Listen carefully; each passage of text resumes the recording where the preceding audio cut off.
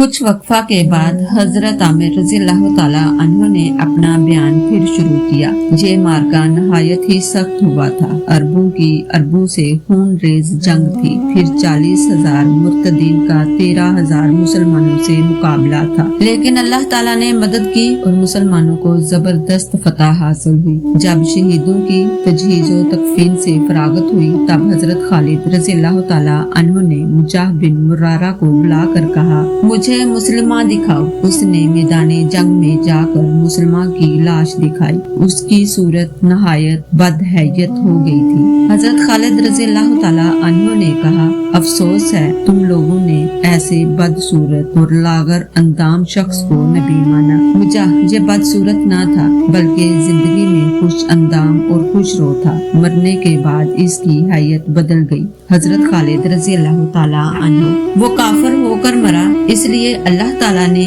उसे दुनिया ही में बदसूरत कर दिया।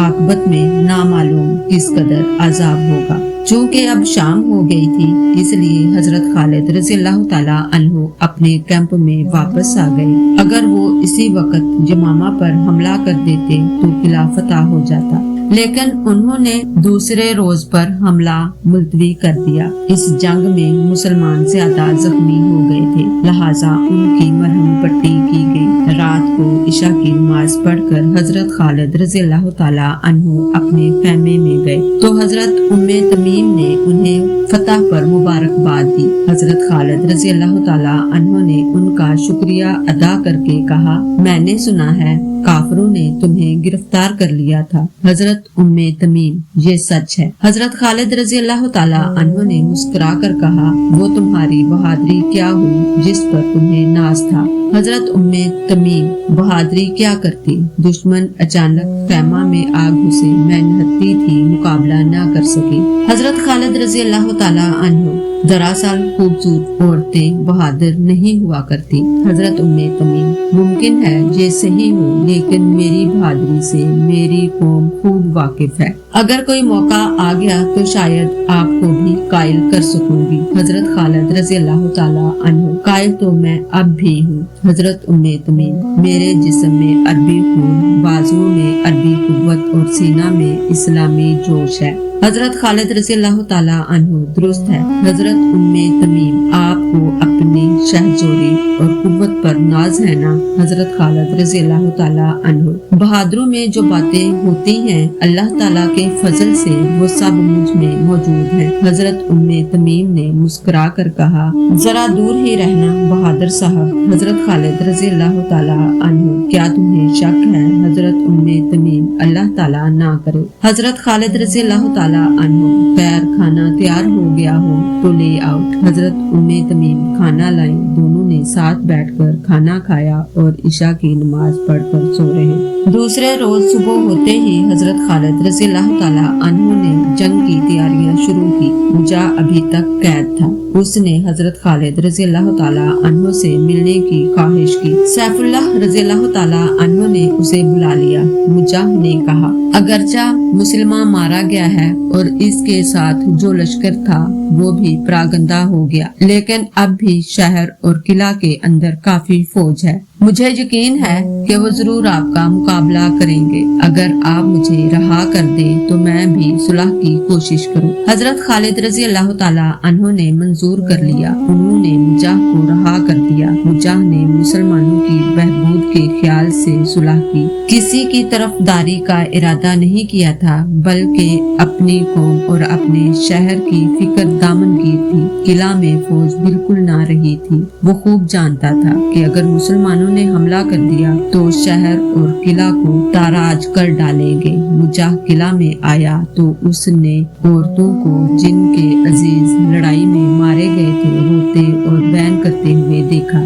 मुजाह ने उनसे कहा, ऐ ख़वातीन, अरब ये क्या बेसब्री है। तुम्हारी गिरियाजारी से मुसलमान ये समझेंगे कि किला के अंदर मर्द नहीं रहे, औरतें और बच्चे हैं। वो अभी किला पर चढ़ दौड़ेंगे और तुम्हारे बच्चों को गुलाम और तुम्हें कनीजे बना लेंगे। रोना मौकूफ करो और मर्दाना लिबास पहनकर फसील पर चलो। औरतें डर गईं और खामोश होकर अपने अपने घरों की तरफ रवाना हुई। मुजाह ने तमाम औरतों को मर्दाना लिबास पहनाकर और मुसल्लह करके फसील पर चढ़ा दिया। खुद हजरत खालिद रज़ियल्लाहु ताला अन्हो के पास आकर बोला, जरा आप रज़ियल्लाहु ताला अन्हो एक नजर किला की फौज का मुआयना कर ले। हजरत खालिद रज़ियल्लाहु ताला अन्हो ने दरियाफ्त किया, मुसालहत का क्या हुआ मुजा? मैं अभी अर्ज करूँगा, पहले आप फौज को देख ले। हजरत खालिद रज़ियल्लाहु ताला अन्हो मुजाह के साथ चले। किला के करीब पहुंचकर जब उन्होंने निगाह उठाकर देखा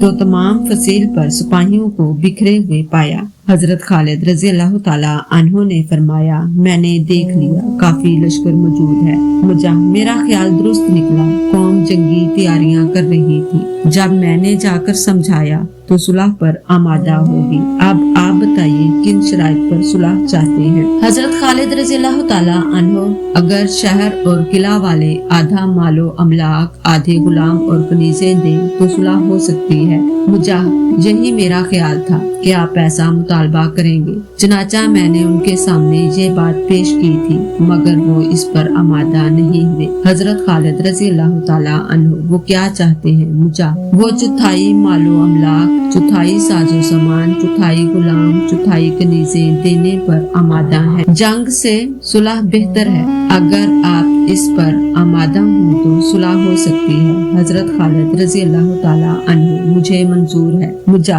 बस तो आप सुलहनामा लिखिए। हजरत खालिद रज़ियल्लाहु ताला अन्हो ने सुलहनामा तैयार किया। इसकी 2 नकलें की गई। मुसलमानों की तरफ से हजरत खालिद रज़ियल्लाहु ताला अन्हो, हजरत ज़र्रा रज़ियल्लाहु ताला अन्हो, हजरत ज़ैद बिन ख़त्ताब रज़ियल्लाहु ताला अन्हो और हजरत अब्दुर्रहमान बिन अबू बकर सिद्दीक रज़ियल्लाहु ताला अन्हो के दस्तखत जबकि कफार की जानिब से मुजा और चंद और मुअज़्ज़िज़ीने शहर के दस्तखत दोनों नकूल पर हुए। मुजा चंद मुसलमानों को साथ लेकर चौथाई सामान लाने के लिए गया। मुसलमानों ने किला में दाखिल होकर देखा कि वहाँ सिपाही एक भी नहीं, या तो शहरी लोग हैं या औरतें। मुजा ने जल्दी जल्दी सामान, माल, गुलाम और कनीजे ली और मुसलमानों को साथ लेकर वापस आया। मुसलमानों ने हजरत खालिद रज़ियल्लाहु ताला अन्हो को बताया कि किला में एक सिपाही भी नहीं है। मुजाह ने फरेब दिया था। शहरी लोगों और औरतों को जंगी लिबास पहनाकर फसील पर खड़ा कर दिया था। हजरत खालिद रज़ियल्लाहु ताला अन्हो को नागवार गुजरा। उन्होंने मुजाह से कहा, तुमने मुझे फरेब क्यों दिया? मुजाह किला और शहर वालों की भलाई के लिए। हजरत खालिद रज़ियल्लाहु ताला अन्हो, अगर मैं अब सुलह से इनकार कर दूं, मुझा मैं जानता हूँ आप ऐसा नहीं कर सकते, क्योंकि रसूलुल्लाह सल्लल्लाहु अलैहि वसल्लम और उनके जानशीन हजरत अबू बकर सिद्दीक रज़ियल्लाहु ताला अन्हो ने वफाए अहद का हुक्म दिया है। हजरत खालिद रज़ियल्लाहु ताला अन्हो, तूने सच कहा, हम मुसलमान बद अहदी नहीं कर सकते। ऐन उस वक़्त एक अराबी ऊंट पर सवार आते नजर आए। वो कुछ फासला पर आकर ऊंट से उतर गए और नाका की मुहार पकड़कर हजरत खालिद रज़ियल्लाहु ताला अन्हो के पास आए। उन्हें सलाम किया। हजरत खालिद रज़ियल्लाहु ताला अन्हो ने सलाम का जवाब देकर उन्हें गौर से देखकर पहचान लिया। वो हजरत मुसलमा बिन दकश रज़ियल्लाहु ताला अन्हो थे। जब वो बैठ गए तब हजरत खालिद रज़ियल्लाहु ताला अन्हो ने पूछा, अमीरुल मोमिनीन तो बखैरियत हैं? हजरत मुसलमा रज़ियल्लाहु ताला अन्हो, अल्लाह ताला के फजल से अच्छी तरह है। ये खत आपको दिया है। हजरत खालिद रज़ियल्लाहु ताला अन्हो ने खोल कर पढ़ा। इसमें लिखा था, अब्दुल्ला अबू बकर सिद्दीक मुसलमानों के वाली की तरफ से खालिद बिन वलीद सिपा सालारे इस्लाम के नाम। तमाम तारीफें अल्लाह ताला के ही लायक हैं जो वाहिदो यकता है और लायक सना हजरत मोहम्मद सल्लल्लाहु अलैहि वसल्लम की जाते मुबारक है जो दुनिया में हदायत के लिए आए। बस बाद अज इस्लाम तुम्हें मालूम हो कि अगर मुसलमान कज़्ज़ाब पर अल्लाह ताला तुम्हें फतह अता फरमाए तो तुम اس کے قبیلہ بنو حنیفہ کے تمام مردوں کو قتل کر ڈالنا اور عورتوں اور بچوں کو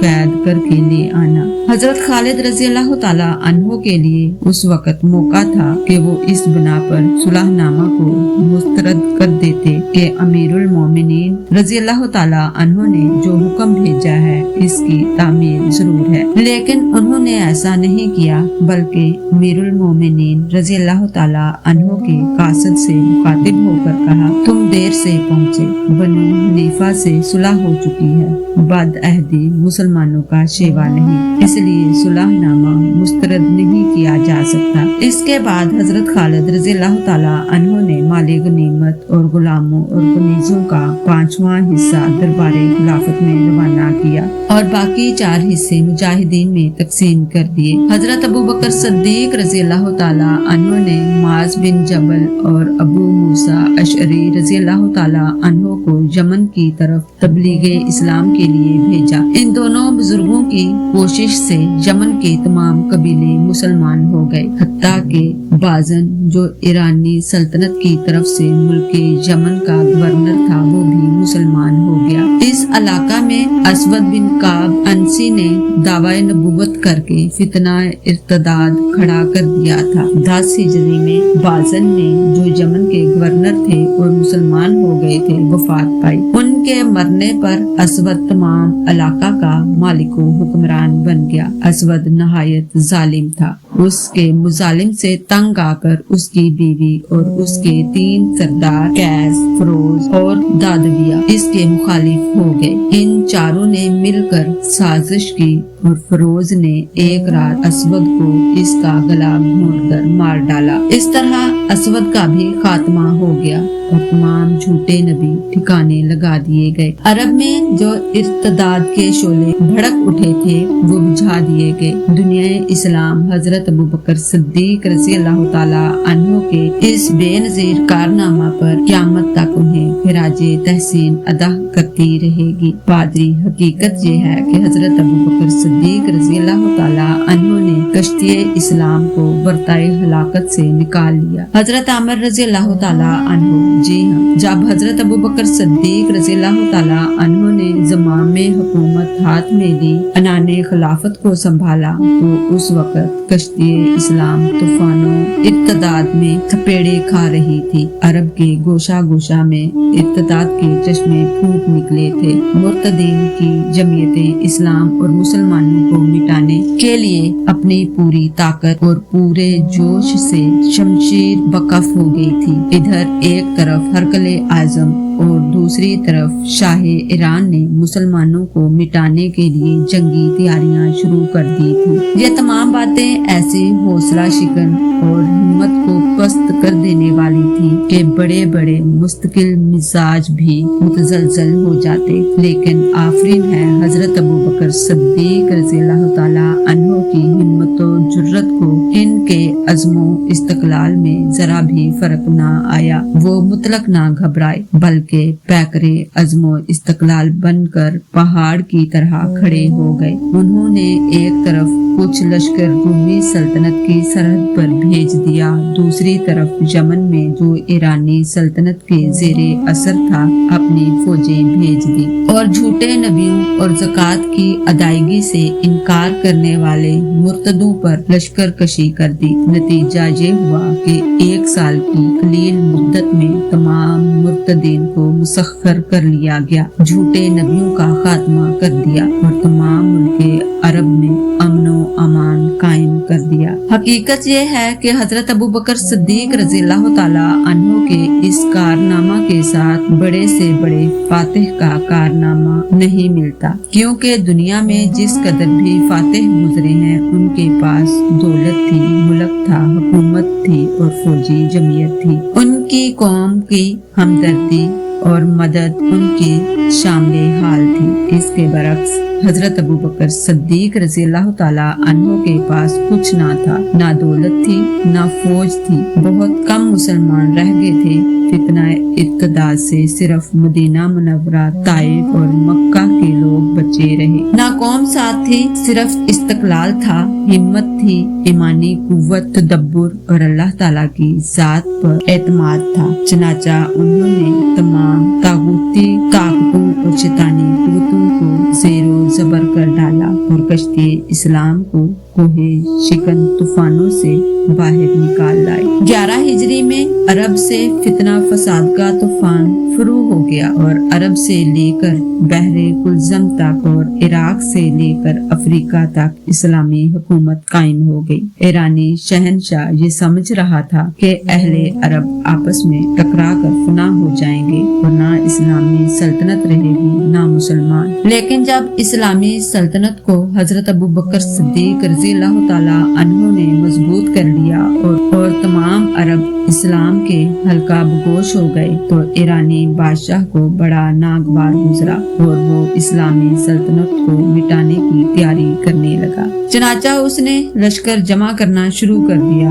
अब तक मुसलमानों का ईरानी सल्तनत पर हमला आवर होने का ख्याल न था, लेकिन जब इसकी जंगी तैयारियों की खबर सुनी तो मजबूरन मुसलमानों को तैयारी करनी पड़ी। बदकिस्मती से ईरानी हुकूमत ने उस वक्त खुल्लम खुला ऐलाने जंग कर दिया जब फितना इर्तिदाद के शोले भड़क रहे थे। हुआ ये कि तबरीन से 2 कबीले नहायत जबरदस्त थे, एक अब्दुल कैस और दूसरा बनु बकर बिन वाइल। ये दोनों कबीले मुसलमान हो गए थे, मगर जब फितना इर्तिदाद की हवा चली तो कबीला अब्दुल कैस तो बदस्तूर इस्लाम पर कायम रहा, लेकिन कबीला बनु बकर मुर्तदिद हो गया और कबीला अब्दुल कैस को पैगाम भेजा कि वो भी मुर्तिद हो जाए। उसके इनकार करने पर कबीला बनु बकर ने हतम को अपना सरदार मुकर्रर करके कबीला अब्दुल कैस पर चढ़ाई कर दी। हजरत अबू बकर सिद्दीक रज़ी अल्लाह ताला अन्हु ने अब्दुल कैस की मदद के लिए वलाह बिन अल हज़रमी को कुछ लश्कर देकर भेजा। हतम ने शाह फारस से मदद की दरख्वास्त की। शाह फारस मुसलमानों को मिटाने की फिक्र ही में था। उसने फौरन ईरानी लश्कर हतम की मदद के लिए रवाना कर दिया। जब खलीफातुल मोमिनीन हजरत अबू बकर सिद्दीक रज़ी अल्लाह ताला अन्हु को इस लश्कर के आने की इतला हुई तो उन्होंने नुमान बिन सादत रज़ी अल्लाह ताला अन्हु को कुछ और फौज देकर रवाना कर दिया। मुसलमानों और ईरानियों की जंग हुई। इस मार्का में ईरानियों और हतम दोनों को हज़ीमते कामिल हुई। तबरीन पर मुसलमानों का कब्जा हो गया। ईरानियों और मुसलमानों की ये पहली जंग थी। हुजूर अकरम सल्लल्लाहु अलैहि वसल्लम ने ईरानी सल्तनत के मुतल्लक 2 पेशन गोइयां की थी। एक ये कि सल्तनत ईरान टुकड़े टुकड़े हो जाएगी, दूसरी ये कि ईरान की पूंजियां अल्लाह ताला ने मेरे हवाले कर दी हैं। इन पेशन गोइयों के पूरा होने का वक्त आ गया था। मैं बयान कर चुका हूँ कि रसूलुल्लाह सल्लल्लाहु अलैहि वसल्लम ने सलातीन आलम के नाम इस्लामी दावतनामे भेजे थे, तो शाह ईरान के पास भी भेजा था। उस वक्त खुसरो बादशाह था, जिस बदबख्त ने नामे रसूल सल्लल्लाहु अलैहि वसल्लम को चाक कर डाला था और यमन के गवर्नर बाजन को लिखा था कि मोहम्मद सल्लल्लाहु अलैहि वसल्लम को गिरफ्तार करके भेज दो। इससे मालूम होता है कि वो किस कदर मगरूर था और अरबों की कोई वक़्त ही ना समझता था। जब हुजूर अकरम सल्लल्लाहु अलैहि वसल्लम ने सुना कि मगरूर खुसरो बादशाह ईरान ने इनके नामा को चाक कर डाला, तो आप सल्लल्लाहु अलैहि वसल्लम ने फरमाया, सल्तनत ईरान भी इसी तरह टुकड़े टुकड़े हो जाएगी। गुस्ताख शाह खुसरो को जल्द ही इस गुस्ताखी की सजा मिल गई। उसके बेटे शेरविया ही ने उसे मार डाला और खुद तख्त नशीन हो गया। इधर बाजन मुसलमान हो गया। उसने सूबा यमन मुसलमानों के हवाले कर दिया। اس طرح ایرانی سلطنت کے جلد ہی ٹکڑے ہونے شروع ہو گئے۔ چونکہ شیرویہ ملک کے اندرونی جھگڑوں کے طے کرنے میں مصروف رہا، اس لیے وہ بازن کے مسلمان ہو جانے پر ان سے کوئی باز پرس نہ کر سکا اور نہ ملک یمن واپس لینے کا کوئی انتظام کر سکا۔ چند ہی روز کے بعد شیرویہ بھی قتل کر دیا گیا۔ اراکین سلطنت نے اس کے کمسن بیٹے کرد شیر کو تخت نشین کیا۔ اس معصوم بچے کو ایرانی سپاہ سالار شہریار نے مار ڈالا اور خود بادشاہ ہو گیا، لیکن وہ بھی زیادہ عرصہ حکومت نہ کر سکا۔ اراکین سلطنت نے اسے قتل کر کے شیرویہ کی بہن کو تخت نشین کیا۔ اس کا نام پوران تھا۔ فخر کائنات حضرت محمد صلی اللہ علیہ وآلہ وسلم کے نامہ نامی کی توہین کرنے پر ایرانی سلطنت پر اللہ تعالیٰ کے غضب کا نزول ہو گیا تھا۔ اس کے بادشاہ مار ڈالے جانے لگے تھے۔ سلطنت میں ابتری پیدا ہو گئی تھی۔ قرآن کے زمانے میں حضور صلی اللہ علیہ وآلہ وسلم نے وصال فرمایا۔ وہ بھی چند روز کے بعد تخت خالی کر گئی۔ اس کے بعد کئی نو عمر لڑکے اور عورتیں تخت نشین ہوئے، لیکن اطمینان سے سلطنت کرنا کسی کو نصیب نہ ہوا۔ تھوڑے تھوڑے دن حکومت کر کے یا تو مار ڈالے گئے یا مر گئے۔ آخر میں یزدجرد بادشاہ ہوا۔ اس کی قسمت میں لکھا تھا کہ اس کے عہد میں ایرانی عظیم الشان سلطنت کا خاتمہ ہو جائے گا۔ یزدجرد نے عنان حکومت ہاتھ میں لے کر اول سلطنت کو مضبوط و مستحکم کیا اور پھر مسلمانوں سے جنگ کرنے کی تیاری شروع کر دی۔ حضرت ابوبکر صدیق رضی اللہ تعالی عنہ کو بھی اس کی تیاری کا علم ہو گیا۔ انہوں نے بھی جنگی تیاریاں شروع کر دی۔ اتفاق سے 11 ہجری میں قبیلہ بنو شیبان کے ایک رئیس مسنا بن حارثہ جو عراق کے رہنے والے تھے، مدینہ میں آ کر مسلمان ہوئے۔ یہ وہی زمانہ تھا جب ایرانیوں کے عرب پر حملہ آور ہونے کی مسلسل خبریں آ رہی۔ حضرت ابوبکر صدیق رضی اللہ تعالی عنہ نے حضرت مسنا رضی اللہ تعالی عنہ سے اس معاملہ میں مشورہ لیا۔ انہوں نے کہا، عراق کے لوگ ایرانی حکومت کے ظلم و ستم سے تنگ آ گئے ہیں۔ اگر انہیں ساتھ لے کر ایرانی حدود پر چھاپے مارے جائیں تو ایرانیوں کو عرب پر حملہ کرنے کی جرت نہ ہوگی۔ چونکہ یہ رائے بہت معقول تھی، اس لیے حضرت ابوبکر صدیق رضی اللہ تعالی عنہ کو بہت پسند آئی۔ انہوں نے حضرت مسنا رضی اللہ تعالی عنہ ہی کو اسلامی علم دے کر اس مہم پر روانہ کر دیا اور یہ ہدایت کر دی کہ ایرانیوں سے جم کر مقابلہ نہ کریں بلکہ جنگ کو طول دیں۔ چنانچہ وہ شروع 12 ہجری میں روانہ ہوئے اور عراق کے لوگوں کو ساتھ لے کر ایران کی سرحد پر جا پہنچے اور چھاپے مارنے شروع کر دیے۔ جب ایرانیوں کو چھاپے مارے جانے کی اطلاع ہوئی تو انہیں بڑا غصہ آیا۔ چنانچہ دربار ایران نے حضرت مسنا رضی اللہ تعالی عنہ کے مقابلہ کے لیے فوجیں روانہ کی۔ حضرت مسنا رضی اللہ تعالی عنہ نے دربار خلافت میں خبر کی اور مدد کی درخواست کی۔ حضرت ابوبکر صدیق رضی اللہ تعالی عنہ نے ایاز بن غنم رضی اللہ تعالی عنہ کو کچھ فوج دے کر بھیجا اور حکم دیا کہ وہ بلائی عراق پر حملہ کریں۔ حضرت خالد رضی اللہ تعالی عنہ کو جو اس وقت تک یمامہ میں مقیم تھے، لکھا کہ اپنا لشکر لے کر زیری عراق پر حملہ کرے۔ دونوں جرنیل روانہ ہو گئے۔ حضرت مسنا رضی اللہ تعالی عنہ مقام ایلا میں مقیم تھے۔ حضرت خالد رضی اللہ تعالی عنہ اپنا لشکر لے کر ان کے پاس پہنچ گئے۔ حضرت عامر رضی اللہ تعالی عنہ دم لینے کے لیے رک گئے۔